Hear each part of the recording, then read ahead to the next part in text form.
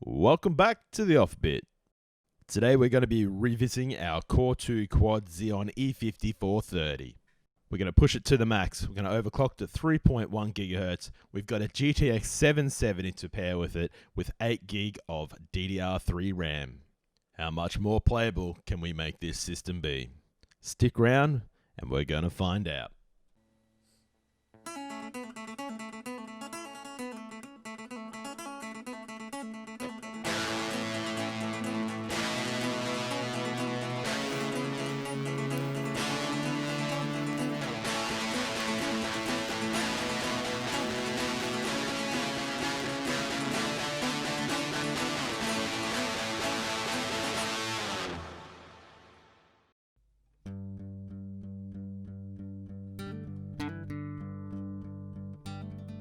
Welcome back. The motherboard we're using today is from Asus. It's the P5G41T-MLX. This is an LGA 775 platform that we've modified for the LGA 771. It's a G41 chipset and supports 2 DINs of DDR3. Today's DDR3 we're running is from Kingston. We got 2 lots of 4 gig sticks, so it gives us 8 gig and it runs at 1333 MHz.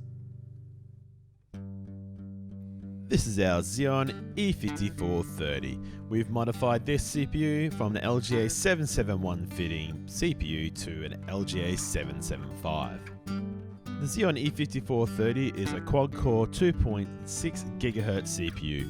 Today we'll be overclocking this to 3.1 GHz.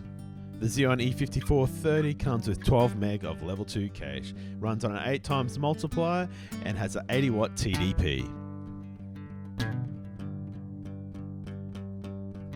The video card we're pairing today with our motherboard is the Galaxy GeForce GTX770. This thing is charged up with 2 GB of GDDR5, running an effective clock of 3.5 GHz.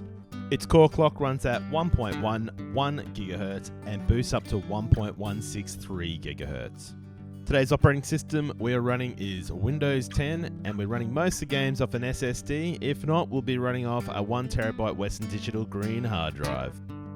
Let's kick into the benchmarks. Moving on into the synthetic benchmarks, first up 7-zip. Xeon E5430 at 3.1 GHz scored 3,310 points. That's for its single core. Our multi-core score was 11,408 points, placing us a nice third position, very close to an i5 760. Now the overclock gave us about 7% of performance boost over the stock 2.6 GHz clock. Moving on to CPU IDs, CPU Z, our score for the E5430 at 3.1 GHz was 276.8 points in the single core and 1,043.7 points in the multi-core. These scores are a little bit mixed up from the last ones, but we're still trading blows with that i5 760. The overclock on this CPU gave us a 13% boost on average. Moving on to Cinebench, the Xeon E5430 at 3.1 GHz scored 346 points, tying itself with the i5 760 at 2.8 GHz. On top of that, we've pulled out front of the Xeon 5450 at stock clock 3 GHz, so this is looking really good for the games. Our performance increase from the overclock in Cinebench was about 7% approximately. Moving on to the GPU synthetic tests, Cinebench R15 scored the GTX770 on the E5430 at 3 GHz at 57.78 frames per second. Confusingly enough, it puts us in third position, but this is the most powerful card in this list, I can guarantee you that. In Unigine heaven, the GTX770 absolute decimates everything else on our performance benchmarks, scoring 1,255 points. The nearest card to that was the GTX 750 at 632 points. And finally, my favorite benchmark for video cards is Firestrike by 3D Mark. Our GTX 770 scored 6,528 points, leaving a considerable gap between the next card. Let's play some games.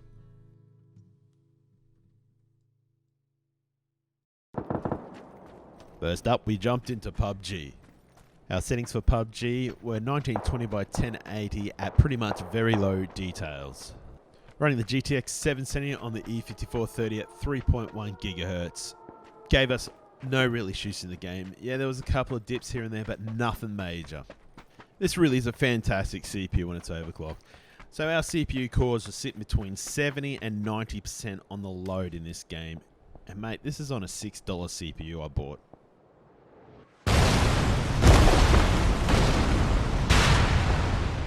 Alright, let's jump into the benchmarks.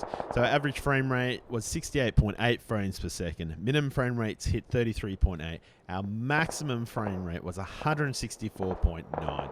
Our 0.1% lows was 12.8 frames per second. So it just shows us it was a pretty smooth experience. Not bad. Core 2 quad able to run PUBG.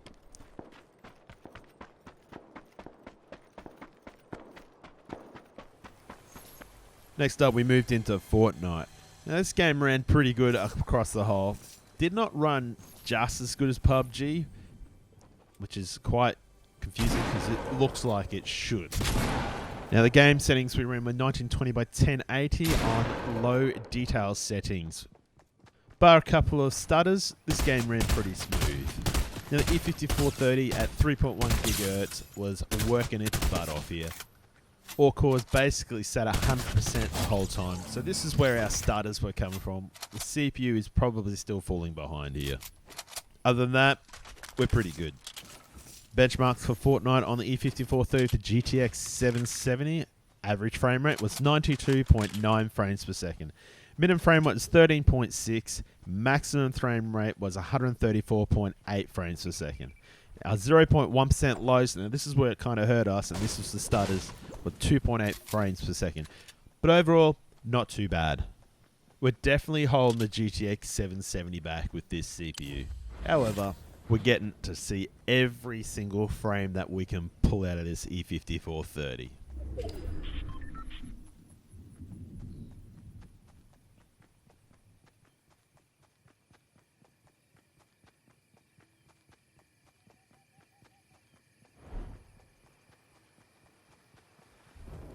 Next up, we jumped into Insurgency Sandstorm.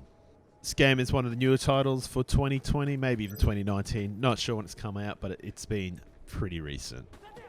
This game kind of feels like somewhere in between Call of Duty and Battlefield. Now, we ran this game at 1920 by 1080 at high details. We did take the motion blur off because I don't know who likes motion blur. I hate it.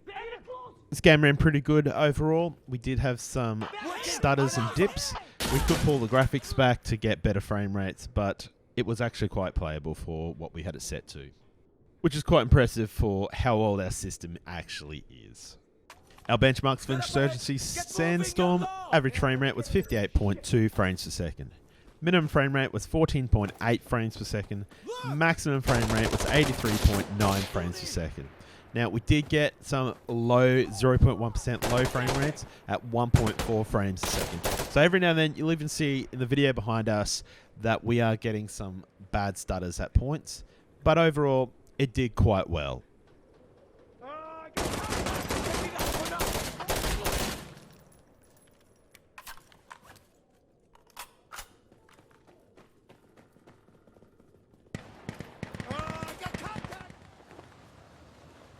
Taking a dip into Sea of Thieves. This game we ran at curse settings at 1920 by 1080. Curse settings is probably better known as low. This game actually ran pretty smooth, but it did struggle with some of the loadings. Now, most of our lower frame rates that we picked up were when it had to load the lower models and then go to the more detailed models. So as we came closer to islands, it loaded a chunk of map in at a high detail. That's when it really struggled. Now, this would be probably about a split second or so. Very noticeable, but it was just a stutter. So once that over, you're good to go. So just something to be aware of when you're playing this game with this CPU. So the benchmarks for Sea of Thieves, our average frame rate was 86 frames per second. Minimum frame rates were 8.8 frames per second. Maximum frame rates was 120.1 frames per second, and our 0.1% lows were 1.4 frames per second. So the CPU basically sat between 60% to 80% on average, but when it came down to load those chunks of map up, that's when it just got cooked. But anyway, good game, great to play with friends, a lot of fun. If you had this system, I don't think you get too worried about that.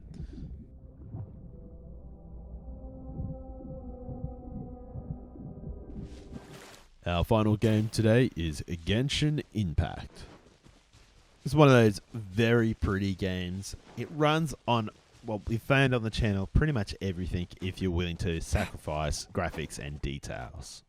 Whilst we're talking about graphics and details, we were running this on high with motion blur turned off at 1920 by 1080. For the most of it, this game basically gave us a 60 frames per second experience. So the frame rate for Genshin Impact, average frame rate we hit was 57.4 frames per second. Minimum frame rates was 2.7 frames per second. Maximum frame rates at 61.1 frames per second.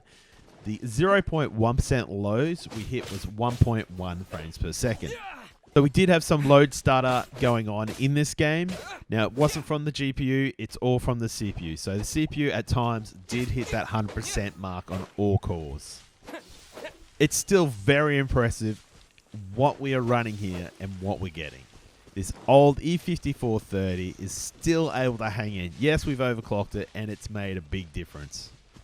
We've basically pushed this CPU into the performance figures of the next generation. So this thing was performing like an i5 760, which is quite impressive because that is the highest clocked i5 quad core in the next generation.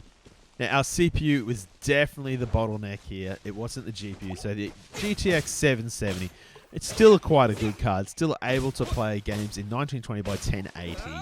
Now, if we married this GPU with a better CPU, we'd have been able to turn the details up and see probably better frame rates and better average frame rates with better lows.